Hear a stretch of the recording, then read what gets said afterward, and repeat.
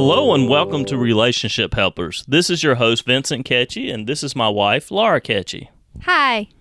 This month is Cesarean Awareness Month, and we have a special story that we would like to share with you about that. I have a 6-inch scar across my lower abdomen that reminds me of a special day that happened nearly a year ago. Every time I shower or change clothes, I have memories of that day. I walked into a prenatal visit at my OBGYN's office and walked out of the hospital 4 days later. Right, it all kind of occurred Spontaneously. right, like quicker than we expected, right? No, that wasn't how we anticipated it. Yeah, we didn't even anticipate it. We didn't really even have our Hospital bag packed? Yeah. No, we did not. a bag packed, or yes, we were kind of Winging it. yes, not thinking it was going to be there, or at least to that point when we went to the appointment. So, although that day, as you can imagine, was a bit scary for me, I know that along with our medical team, we did the right thing. For years, I had planned on having a natural childbirth. In fact, I thought it my best option after experiencing some medical trauma years earlier. I felt that the least amount of medical intervention, the better. Right. So we had actually signed up for a Natural childbirth class, yes. So I'm not disappointed in my C-section, even though I spent 12 weeks, or we spent 12 weeks in a Bradley natural childbirth class that met 2 hours per week. Right. So we drove to this class. It took us about 45 minutes to drive there. Yeah, one way. One way. Yeah, 2-hour classes. And these classes were very in-depth. Very comprehensive. Right. So even though we did not have a natural childbirth, we learned a ton about natural childbirth or about childbirth, period. Right. Any kind of. There was a lot of prep work. And I think that that's one of the reasons why our baby and I came out of this situation for the better. I believe so. One of the things that we got from the class, I feel like, is we just got a lot more awareness of what's healthy, what's not healthy. We got awareness of the questions to ask the doctors and the medical professionals. You know, it really helped us to understand what our rights were, or what we could actually do. So yeah, it was not by any stretch of the imagination wasted time. We really did leave that class with a better understanding of childbirth. And because of that, I think it really did help us when my condition and the baby's condition deteriorated. Right, because your condition, and I guess it helps there's two people looking at it. I think yours really was getting pretty bad. I mean, you couldn't work. You were put on bed rest. Right. And then you could observe, you could see, and sometimes it's hard. You can't really see the forest for the trees when you're experiencing something. And of course, this was the first time I had been in a 3rd trimester pregnancy. I mean, I'd had pregnancy losses prior, but I'd never had a 3rd trimester pregnancy, so I wasn't exactly sure what I would be experiencing, although the Bradley class did do a lot in educating us. It did. It educated us about each trimester and what to expect. But of course, there were other couples in that. We actually had a pretty large class with about, I don't know how many. About a dozen. About a dozen, yeah. So it's couples. A lot, and they all had different. Some had already had children, and so we learned, a lot from the teacher, but also from others there as well. Yeah, their experiences and how to prepare us for going to the hospital or not. And the good thing, I guess, about that class too was it wasn't really just against per se any medical intervention, but it was really helped us to have a broader understanding of all the different ways a baby can be born. Right, most definitely. With all of that in mind, another important aspect of all of this is I have a history of post-traumatic stress disorder that's associated with gynecological situations. although my C-section really, in my opinion, did not revive those old demons. Don't get me wrong, I was frightened. I shook like a leaf, or maybe more like an entire tree, while my upper body was pretty much affixed to an operating room table.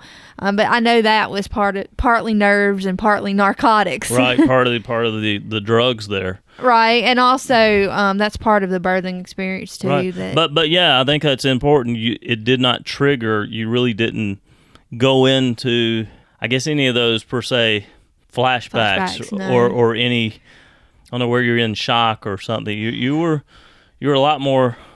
And surprisingly at ease, I guess. Yeah, at ease or cognizant or what, in the whole situation. Although, of course, anytime where you have a child, it's kind of surreal. But Laura, you were really there, I guess, present.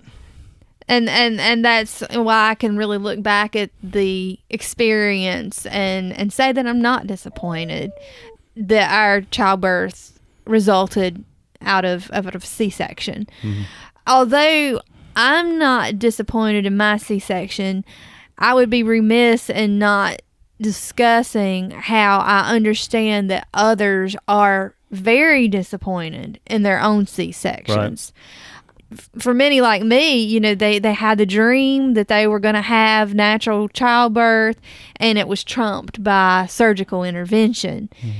Some women, they labor for hours and feel like they've come like a tenth of a mile shy of the entire marathon when a C-section intervenes.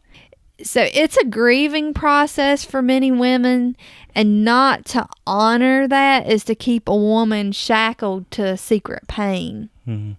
Laura, tell us about what were some of the questions, I guess, maybe that you asked the medical professionals, or can you remember that we asked them that kind of helped guide us, I guess, in our decisions? I guess some were more of what's normal, where should we be at? Is this... I think one thing for us, too, that kind of helped through the process is we saw we were preparing ourselves for a natural childbirth, and by doing that, we were at a practice where there were more than one OBGYN or more than one many doctors, and we began to try to see at our appointments the different doctors so that we would be familiar with as many as we could. And we got a lot of different perspectives, and so we heard that there would be many options in terms of the way our baby could be born, but I think it really helped us get a better idea of like your pregnancy or the pregnancy you were going through and the stages that I guess was at. Is it how healthy is it? How unhealthy? Because I feel like yours really made a turn for very unhealthy, and it was since it's the first pregnancy that it went to a third trimester. Sometimes it's kind of difficult to know what was really unhealthy or what was just normal. Right. And that headache that I was experiencing, I had no idea that, I understood that preeclampsia, that's Jesse, if you heard him. I knew that preeclampsia causes women to have really severe headaches, but I also knew that, and you hear this, it's in our culture that, you're supposed to be miserable your third trimester, that women are supposed to be uncomfortable and not feel well. Right, and so you're reading that on social media as well, right? Or on the computer, you're getting well, the message is hammered into your head, whether you're on social media or you're talking to other women. It's like, your third trimester, you're not supposed to feel well. Right.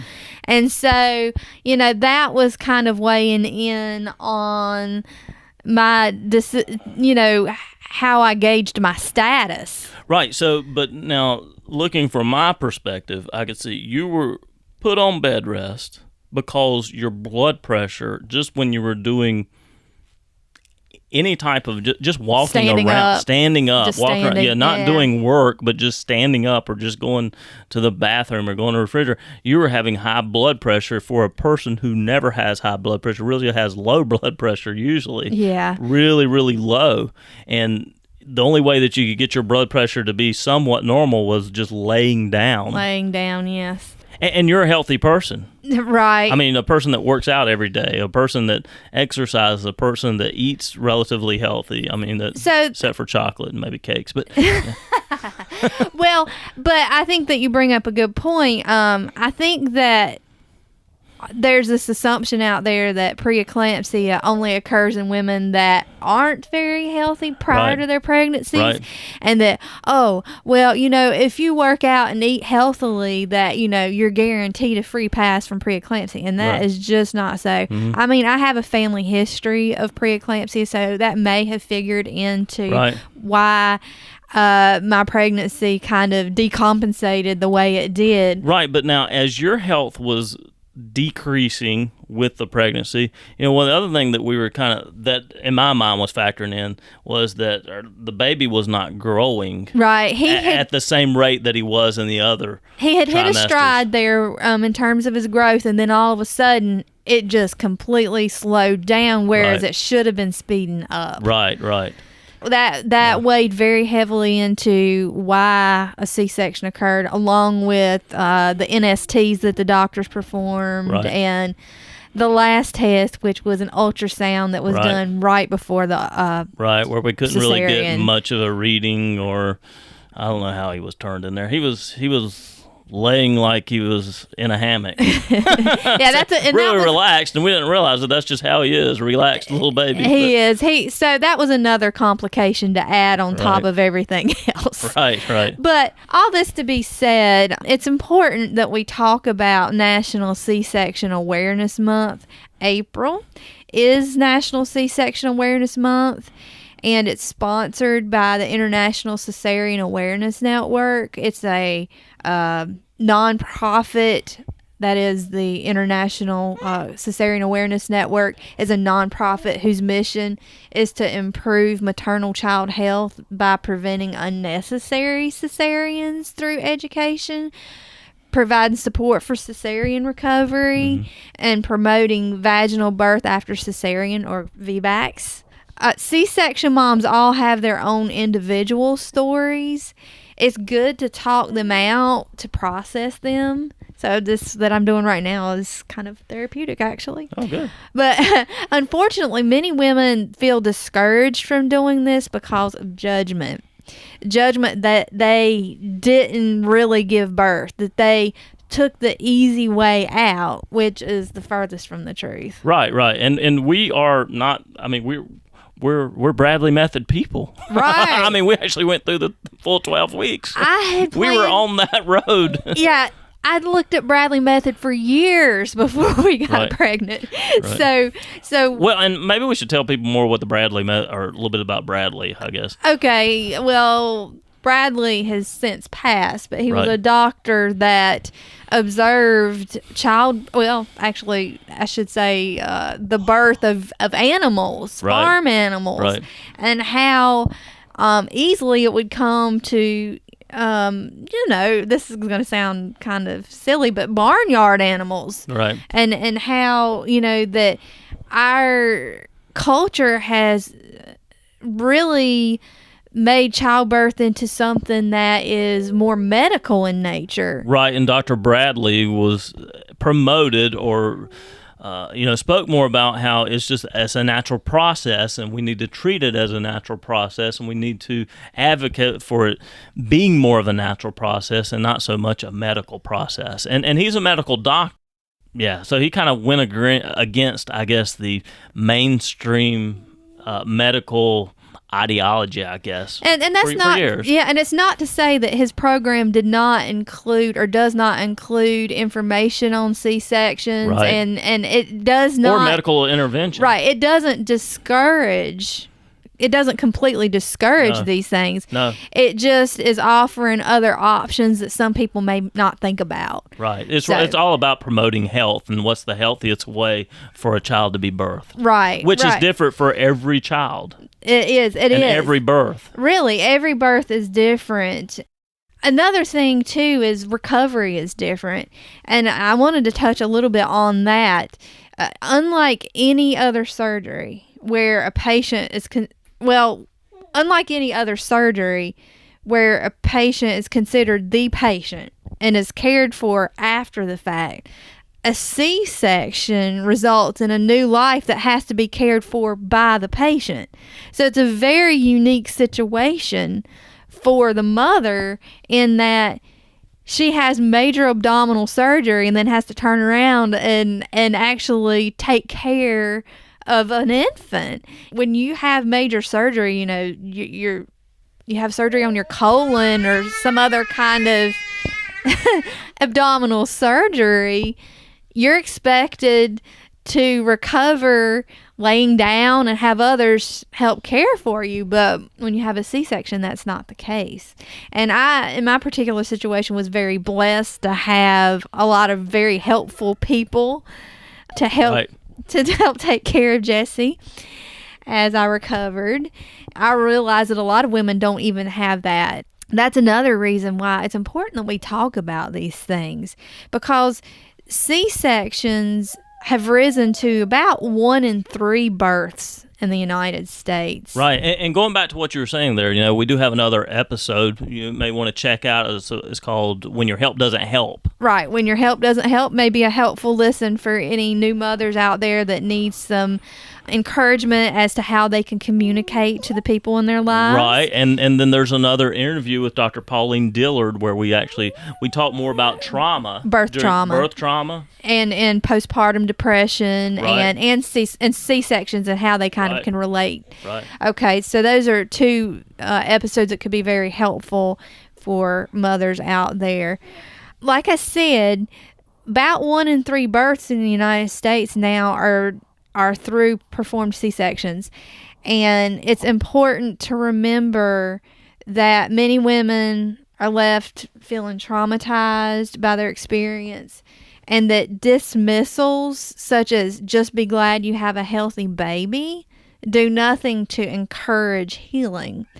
This means that even women who have positive C-section experiences need to be empathetic to those who have not. Right, so we hope you enjoyed this show, and hopefully it was informative and encouraging to those who are thinking about C-sections or may have already had C-sections, and that was not their expectation. Or to women who are expecting or hope to expect to have a child that maybe don't even have C-sections on their radars. Right. That it could be a reality for you. You need to check out what it's like, educate yourself about it in the event that it may happen to you. Right, and like I say, listen to those other episodes as well. We have other resources about birth. Thank you for listening. Goodbye.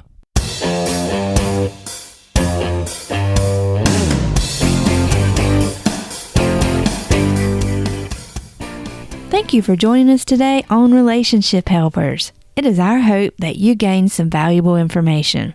For the show notes and more information on today's topic, please visit www.relationshiphelpers.net. Again, that is www.relationshiphelpers.net. If you enjoyed our show, please go to iTunes to subscribe, rate, and review. If you had questions or concerns about our show, please let us know about this as well by going to our website, www.relationshiphelpers.net.